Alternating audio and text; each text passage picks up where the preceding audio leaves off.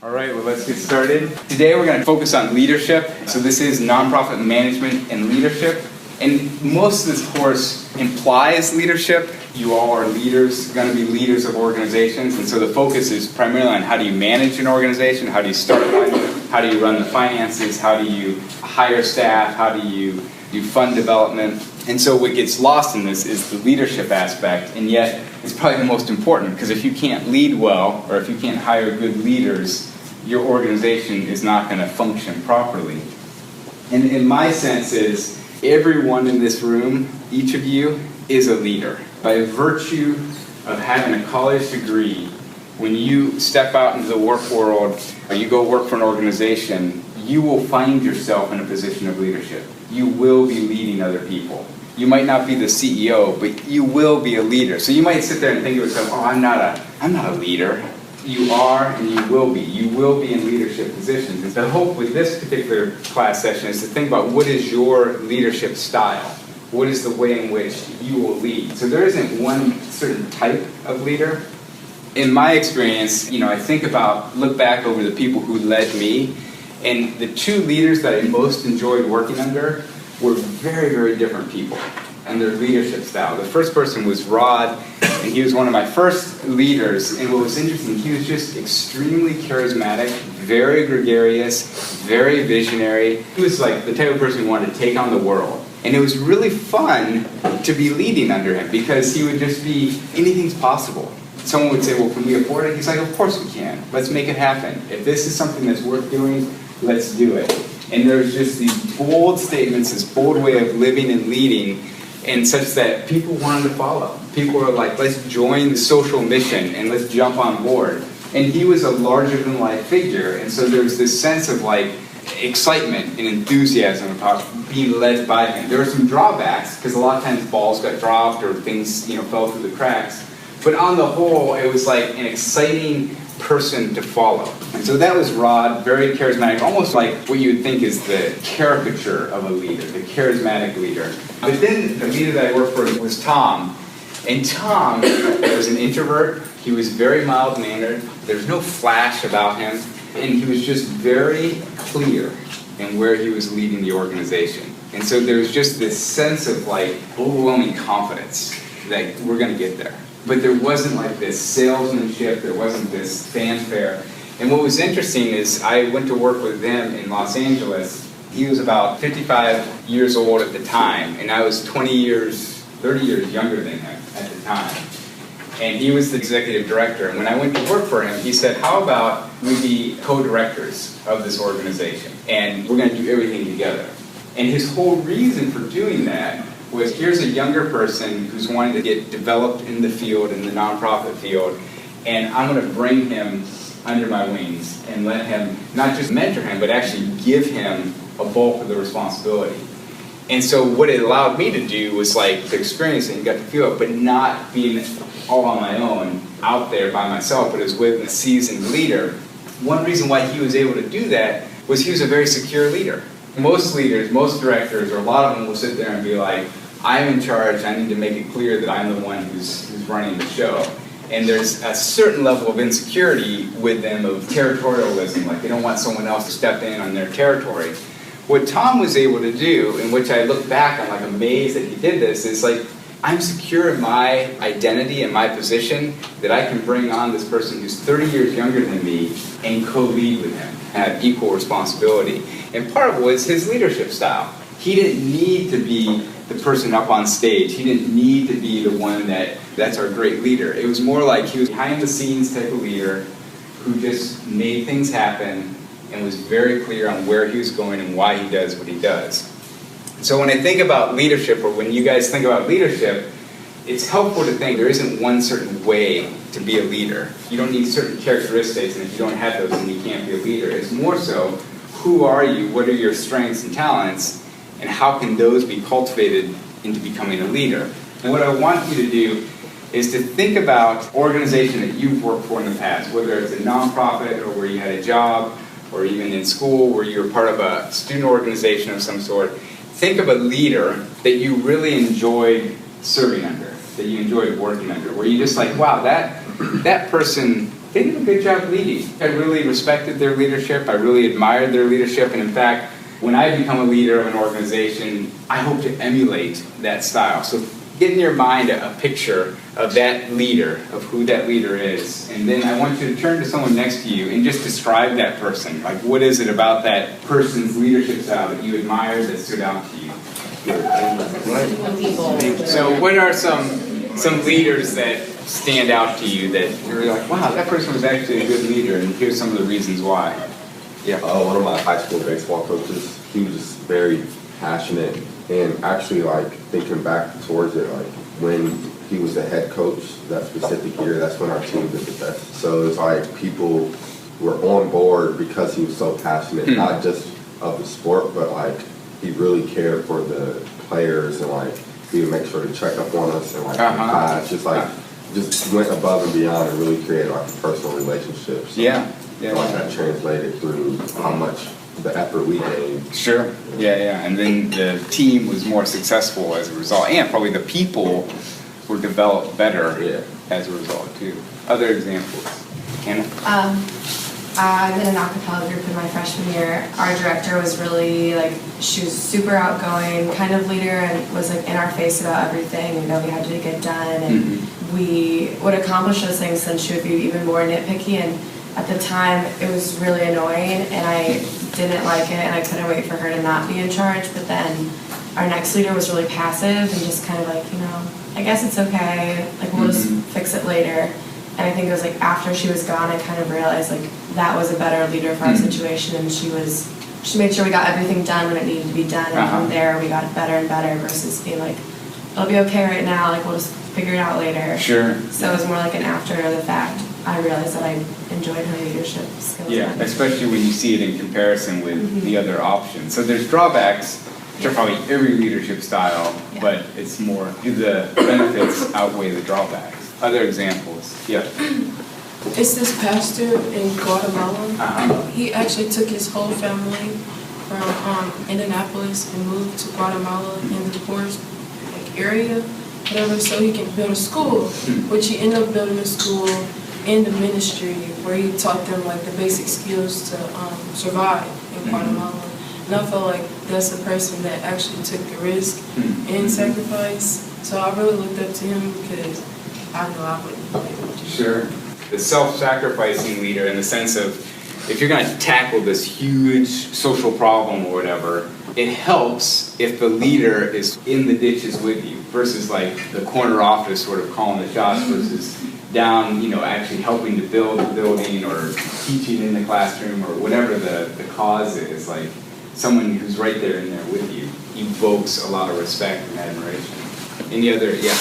When I was in high school, I worked at Applebee's, and my manager, Anna, she was really, I enjoyed her leadership skills, basically because she cared about our work life, but then also our personal life. And you don't find that a lot, especially in restaurants. They just, you clock in, you do your work, and you leave. And say, how's life, and she was kind of like the mom of Applebee's at the time. So I really appreciated that. Caring about people will take you a long way. Myself, I focus on the tasks, and I forget about the people, but if I invest in the people, then the task can follow. But sometimes if I'm so focused on the task, the people get lost. Yeah. Going off of that, I said, my manager back at home, at Ann Taylor, and I just how she carries herself with customers that are a problem, but also how she handles us store associates. We're kind of a family there, and she was supposed to get this promotion and she didn't, and so she wanted to go to another store, and she pulled me and another girl aside, and she was just I just really like you on my team, I want you to come with me, and anything like that. So I don't know, she just cares a lot about Well, and this affects turnover. If you're a mediocre leader or you hire a mediocre leader, the people under them are not going to stay around a long time, whereas if you have a really good leader, you have less turnover of volunteers or other people helping out. So, yeah. My rabbi, throughout my whole life, I would really try to question him, and this doesn't make sense, this makes sense, and just wouldn't get angry, and just totally entertain all questions, and like you said, wasn't really threatened. didn't really feel like their authority was threatened. Just Sure. kind of was like, all right, like, that's your thing. And also, they were like, so really, really good storyteller. Like, he could tell when the kids there were just feeling it was super late, and it was a weekend, and didn't want to be there, and he would just like take the microphone and just go into his like story, and just everyone was like super pleased with it. Yeah. So one of the things that I'm sensing here that I see is that a wide variety of people in a wide variety of positions. I mean, a manager at Applebee's, a rabbi, someone going down to Guatemala. You know, it isn't just sort of the CEOs of these major corporations, but leaders, they exist everywhere. And sometimes they're not given the opportunity to lead, and so you don't even see them flourish. Or sometimes people don't step up to lead. One thing that I want to sort of highlight is the difference between managers and leaders. If you think about just the two words, leaders and managers, and you think about what leaders do, what are some of the things that come to mind when you think about that is associated with leaders? Yeah. Risk taking. Okay, risk takers, yeah. Inspirational. Inspirational, yeah. It's a good choice or a decision to be a leader. Okay, so it's something that you would select into, whether or not you're going to lead or not. Or even in certain situations, you're looking around like the acapella group, it's like, who's going to lead? Who's going to step up? And it's like, I'm not, are you? So it's something you sometimes volunteer for, or at least self-nominate. Other leader styles, yeah. More proactive. So they're taking charge in some fashion. And if you compare that to managers, what are some characteristics associated with managers? Yeah. And day-to-day stuff. Okay, yeah. Day-to-day, the operations, the tasks. Can we go back to leaders? Yeah. I kind of see leaders as being visionaries. Yeah, they have a vision of where they're going. That's a great example. Other manager things. Detail oriented. Okay, yeah. They have all the details, yeah.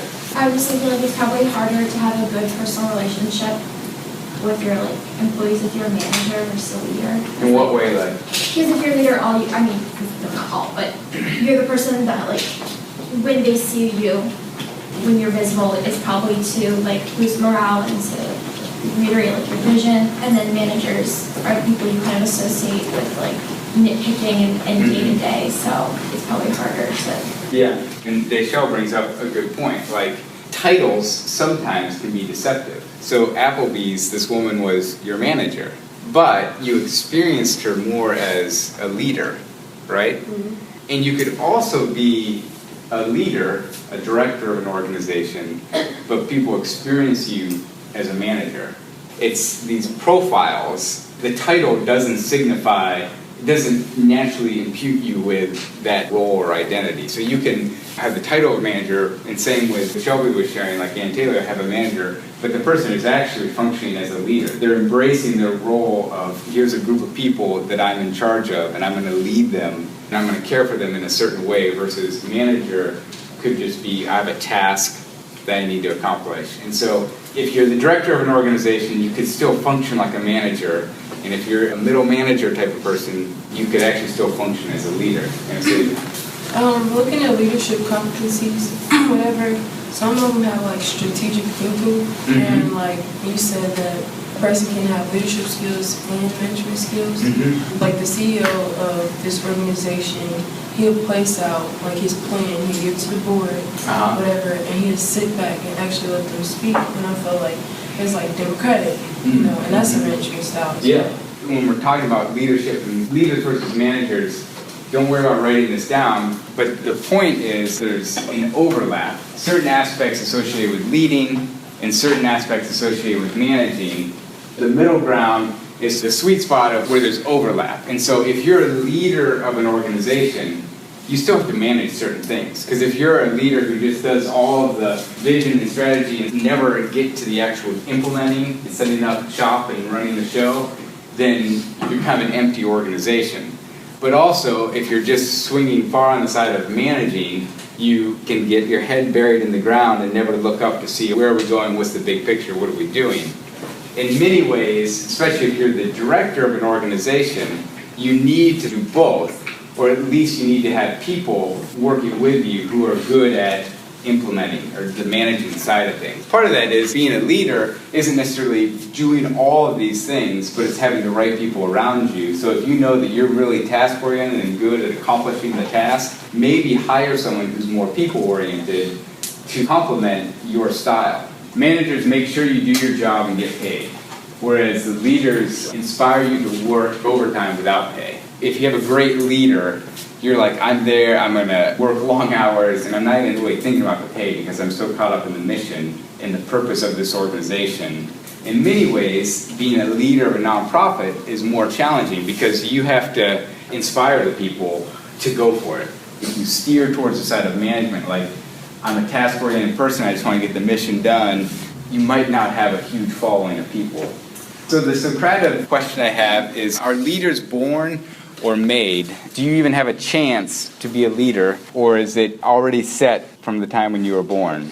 So can someone become a leader through good training and taking leadership classes? Okay, so about 3/4 think leaders can be made, 1/4 say that they're born. For the people who would say leaders are born, what would be some of your explanations for that? So I would say each person has been born to lead. I feel like each one of us has a specific skill. It doesn't necessarily have to be, you don't have to be very outgoing, you don't have to be very outspoken. Some people are very introverted, but like you said earlier, everybody has their own way of leading. And I feel like it just depends on if you're willing to take the initiative and to step out of your comfort zone, to show your specific skill, to show that you are a leader.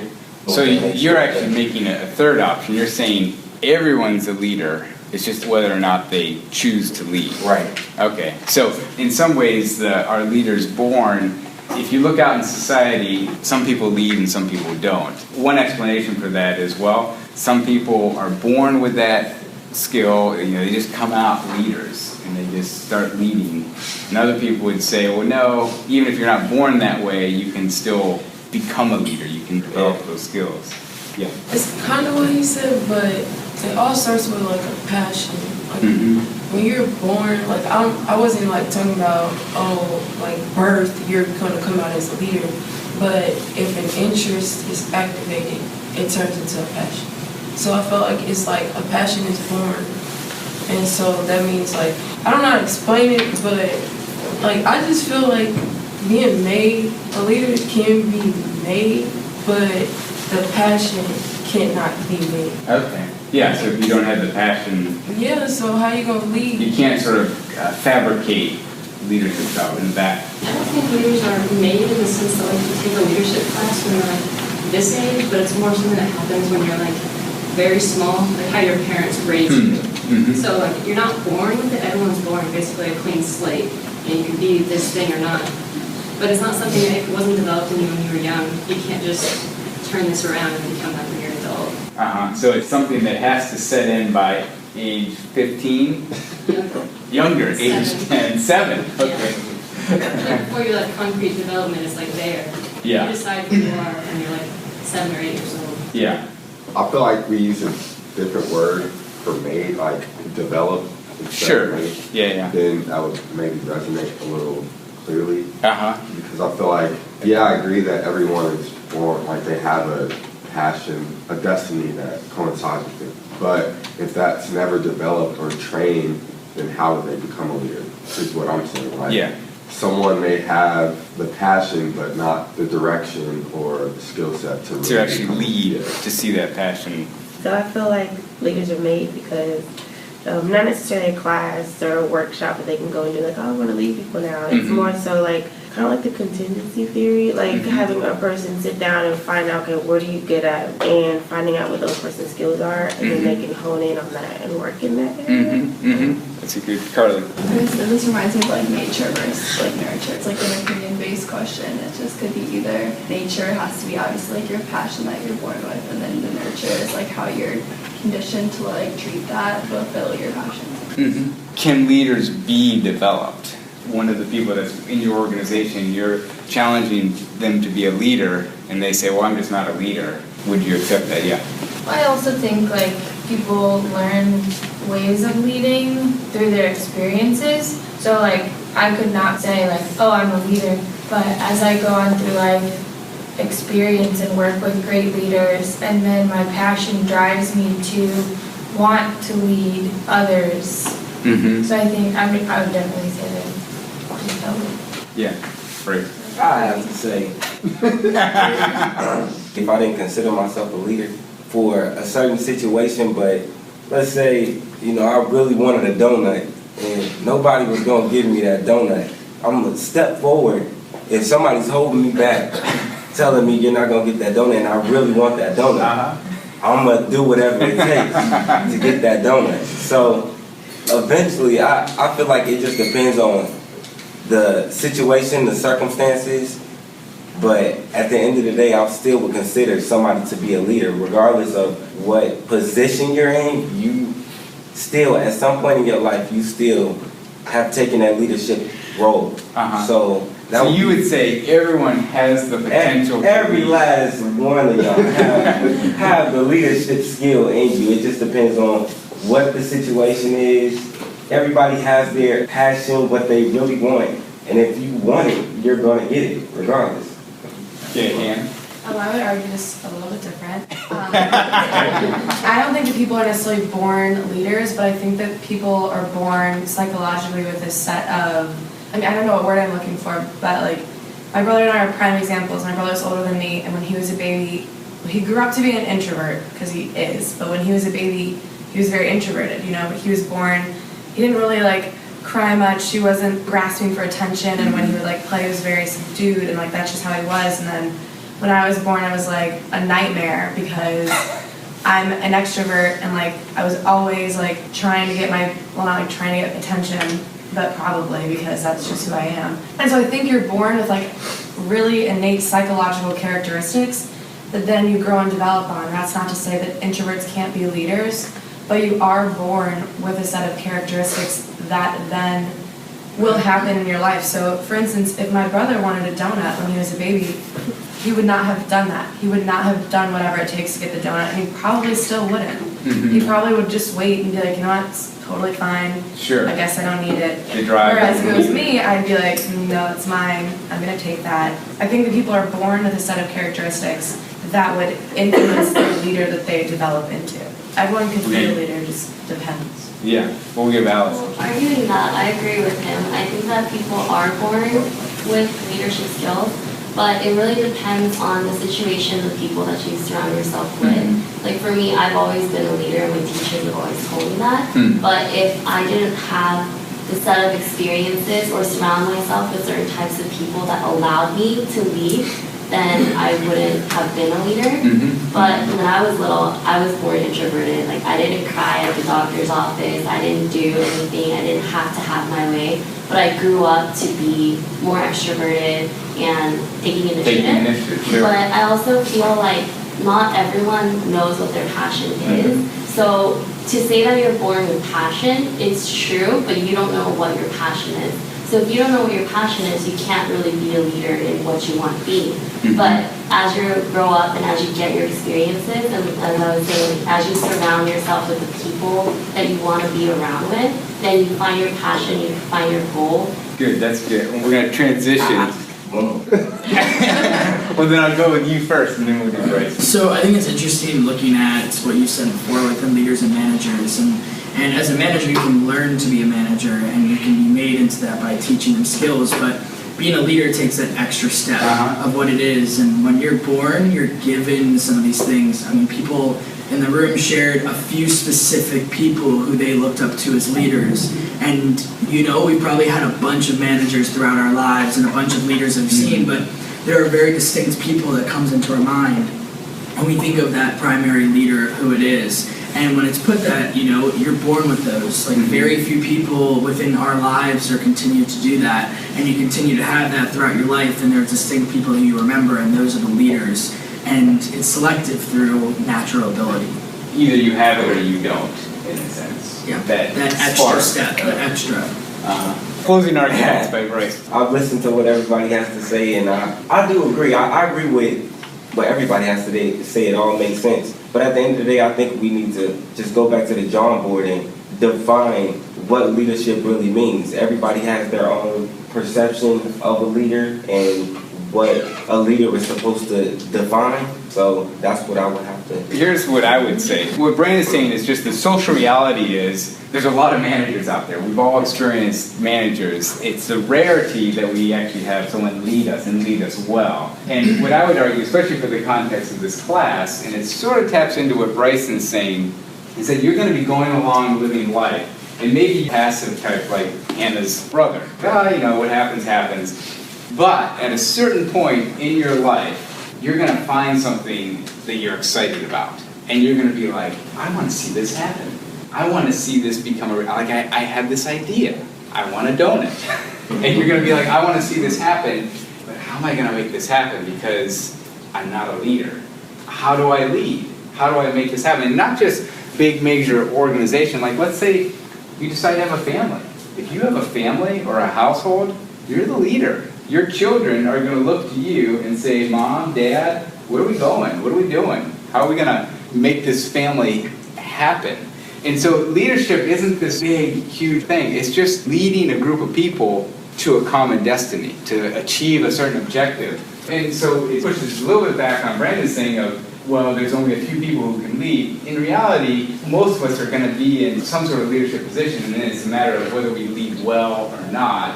When I transitioned from working in the nonprofit sector to working as faculty, a lot of my job now is doing research, and I hire research assistants. I sat there and I said, well, how do you lead a team of research assistants? It's very different than leading a team of volunteers working in the social sector.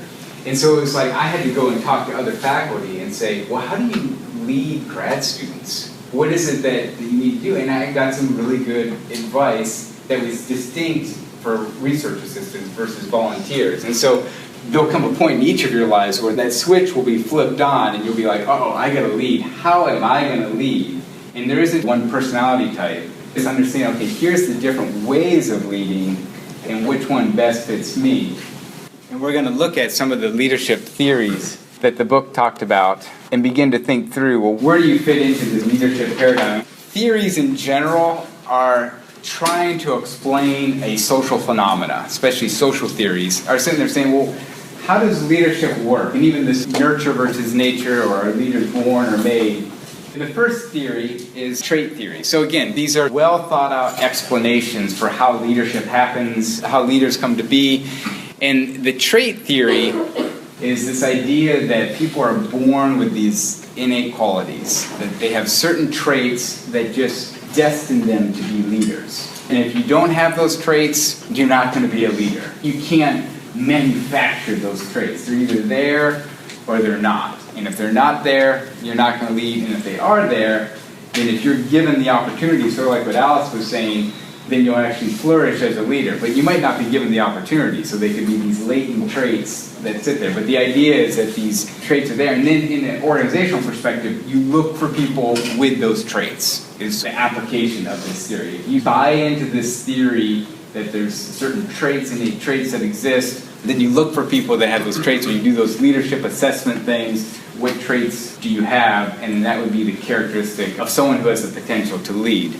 The other one would be skills theory. Now again, these are theories, and they're not these universal theories like laws of physics. But so another one would be the skills theory, which is the Bryson and Alice versions of leadership, where you're going to be developing, or I think Carly was saying, you don't make leaders, you develop these skills as a leader. If you're biased towards this theory, you would be supportive of leadership development programs, like helping get your volunteers, your employees to do leadership development stuff, and you'd be working on things like how do you develop leadership skills, and you'd be an advocate of that. Not necessarily like a class or a course, but you'd think, okay, there's a certain skill set that I want to develop in people to help them be more effective leaders. And so it's this more broad-based, if we just give people the right training and development, they can become a leader within their organization. And that's, in many ways, what Tom, my second leader that I talked about, he was like, well, let's just help him develop these skills. Let's put him in a little laboratory setting and let him test out leading and making decisions and setting direction.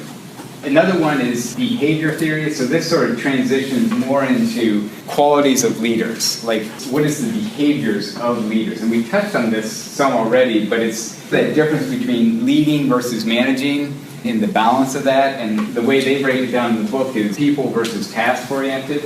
This gives a little grid schema of the people versus task. The y-axis is the concern for people. So it depends on the type of organization that you're leading. The organization has low concern for people or high concern for people, and then the x-axis is concern for production, like getting the job done. So low concern for production, high concern for production. So if you look at the top left where you have high concern for people but little concern for production, that's like a country club. Country club just sort of exists to serve the people. So if you're the director of a country club, you've got to be all about the people and making sure the people are happy. And you're not really producing a product or anything major that you're trying to accomplish. It's a country club setting. Whereas if you're down here, high production, low people, it's like your factory that's producing widgets. Replace those people any day, it's just like, we just got to keep producing the widgets. And so then the sweet spot where most nonprofit sector organizations dwell in is the high people and high production. And that's where this team leader comes in, and it's looking at the behaviors of a leader that both have high concern for people and high concern for accomplishing a task. So the challenge is, though, is that probably if I surveyed everyone in this room, some of you would fall on the side of being more people-oriented, and some of you would fall on the side of being more task-oriented. It's very rare that someone is like perfectly great people and great tasks. The tendency is to think about, okay, I have to do everything. And that's probably one of the biggest misperceptions of being a leader is that, no, you're not expected to fill all these roles, but you need to make sure all of these roles are filled. And so again, if you're more of a taskmaster and you're actually really effective at getting things done, but people feel run over by you sometimes, it'd be good to have people counterbalance that with being more people-oriented. But these are the two central behaviors of a leader, is the task and the people side of things. And that's what the behavior theory focuses in on, is the two primary behaviors of leaders. The next one is situational theories. And so leadership style depends on the situation. And this one is kind of like contingency theory. Those two are very, very similar in that it depends on the situation, like the type of organization or even the season of the organization, and also the leader. A friend of mine started up Kiva.org, which is a microfinance nonprofit. Started up in the late 90s. It grew to be this international organization that's just done amazing work in the microfinance world. And he's like, on Fortune magazine and all the different shows, and very high profile person in the nonprofit sector, especially with microfinance. So it's a nonprofit organization, so he has a board of directors. And 4 years ago, the board came to him and said, I think it's time for you to transition. So he started this organization from scratch and built it up to be a multi-million-dollar fundraising effort that's in countries around the world. And very, very successful organization. And the board of directors came to him and said, it's time for you to step aside. And he had to, because again, this is a nonprofit, and the board is the one that's in charge. And I talked to him, I go, gosh, that's brutal. What was interesting was his response, is that he's excellent at starting things up, casting vision, and sort of getting it off the ground and getting it launched. He's not very good at the day-to-day managing a major organization. And so he realized that in the situation, he was the perfect person to start this organization, but he was not the best at managing it. And I say managing in the sense of, once you have a major organization, it needs to be managed. You can't just be all vision. You actually need to make sure teams are coordinated and that you have this master plan that you're implementing throughout. To me, it captures this idea of situational theory in that he's an excellent leader. I mean, he built this major organization, but he wasn't necessarily good at the second phase of leading that organization. And the person that they brought in was excellent at managing, this major organization, and that person wouldn't necessarily be good at starting up. And so Matt is now starting up a new company, and it's good. It's actually a good fit for him because that's what he's good at. I think one of you said in the memo is the serial entrepreneur, is that there's people out there who are just really good at starting things up, and you might be one of those. You love to start things, and then once you get it up and running, you want to move on. you're not interested in the maintaining of it. You want to go on to the next thing and start something. So the situational theory and also contingency theory is there's certain seasons or life stages of an organization, and where are you a good fit for that? Or there's certain types of organizations that require a certain type of leader,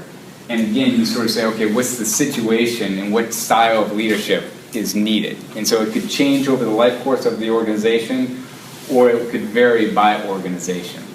That's some of the theories of leadership. And then the next thing I want to transition to is the approaches to leading. One is motivating people. And so the approaches to leading in terms of motivating people, the first is transactional, where rewards and punishments. The best reward is salaries, but also end of the year recognitions of, the hardest worker, or punishments is more like public shaming or sort of calling people out if they didn't fulfill their responsibilities. And the other one, and this is probably fits more within the nonprofit sector, is transformational. It's tapping intrinsic motivations. So you motivate people by inspiring them to go above and beyond. And the challenge is, and probably all of us have experienced this, it's much easier to be the transactional leader. It's just simple. Here you get paid, or like, I'm going to point my finger at you if you don't do your job right. It's really challenging to be the transformational, to motivate people through transformational aspects. But if you can do that, you can go to scale. Rewards and punishments is very limited in what, you only have a limited number of rewards and you need so much punishment before people get upset with you. But if you do the transformational side of motivating people, then you actually have unlimited resources in that regard. But I think one thing that you can do in applying this is like think about the leaders that you've been under and which ones motivated you in a transformational way. Sort of like Cameron's baseball coach was this more of a transformational leader, but you can think of a lot of coaches who are more the transactional. I'm much more the advocate of the transformational and thinking through how did they do that? How did they cultivate an organizational culture that inspired people to work endless hours and to really grab hold of the vision and mission and own it for themselves? The second part is in making decisions.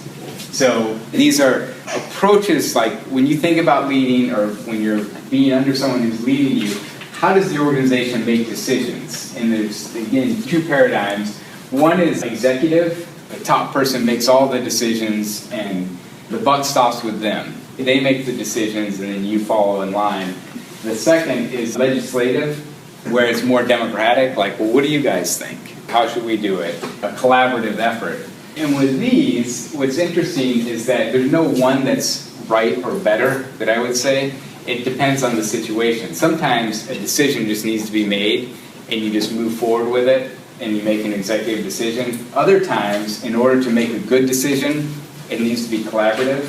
Like, well, what do you guys think? What would be the best approach? And if you want high buy-in with the decision, you need to have it be legislative. You can almost think about it in the context of this class. There's certain decisions that I make that are going to be executive decisions of like, this is when things are going to be due, this is how we're going to run the class, and I just make executive decisions. But there's other aspects that have been more legislative. An example would be when you formed your teams, it'd be a slightly different experience if I just came into class one day and said, okay, you 4 people are on a team, you're on a team, you're on a team, you're going to start a food pantry, you're going to start an arts organization, and if I just made executive decisions like that, you guys would probably not be as excited or as happy about your nonprofit. But when it's legislative, you got to decide. Now I set the parameters, but I said basically within those parameters, you guys can self-form, decide what organization you want to start, and there's more of a legislative thing. And the end result is you guys own it more than versus like you coming to me and say, okay, Professor Fulton, you want me to start a food pantry, like you mean like one in Bloomington, or could it be in LA? Like I would be overburdened with all these questions, whereas the legislative approach in decision making empowers you guys to run with it more. How are you going to motivate people and how are you going to make decisions? Okay, so this is one that I think will resonate because it taps into the different types of leaders that are out there, and it's more so focusing on what are the roles and responsibilities of leaders. And this is a comprehensive mapping. And what I'm interested in knowing is where you guys fit into this. The roles, one is a direction center. A role of a leader is that they set the direction for the organization. And the responsibility is formulating strategy. So again, every organization needs a leader or needs someone who's setting direction for the organization. And what that plays out is someone who's thinking through the strategy. Here's our direction, what's the strategy for getting there? And so you need someone who's setting that direction and developing the strategy to get there. One role and responsibility of a leader. The next one is the spokesperson. So again, we're thinking in the context of organizations.